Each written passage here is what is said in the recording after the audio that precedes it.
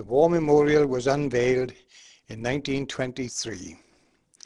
2006 is the 85th anniversary year of the Royal British Legion. How did the poppy appeal begin? The poppy is to symbolize remembrance.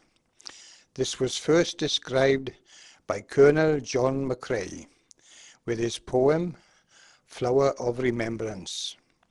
Before the First World War, he was a well-known professor of medicine. His now very famous poem is to hand and available. In January 1918, towards the end of the war, he suffered with very serious injuries, whereby 3 days later he died. But before he died he said, "Tell them this, if ye break faith with us who die, we shall not sleep." The poppy appeal for 2005 raised £24.7 million. The names of those killed in the 2 world wars from Bargoed and Gilvach were, for the first time, put on the local war memorial in November of 2005, just 1 week before Remembrance Day. 133 names for Bargoed and 31 for Gilvach. We had the BBC cameras live.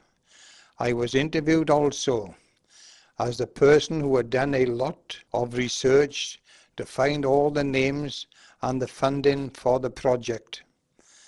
The work in obtaining this information was enormous, via the internet and the Commonwealth War Graves Commission. As the Secretary of the Bargoed and District Royal British Legion, for me this project was the least I could do to show my respect for those who had died and to keep their sacrifice and memories alive.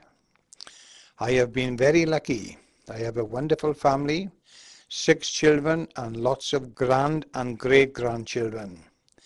Taking time to give something back to my local community, I feel is a way of repaying some of the debt I owe to those who gave up their lives in the war.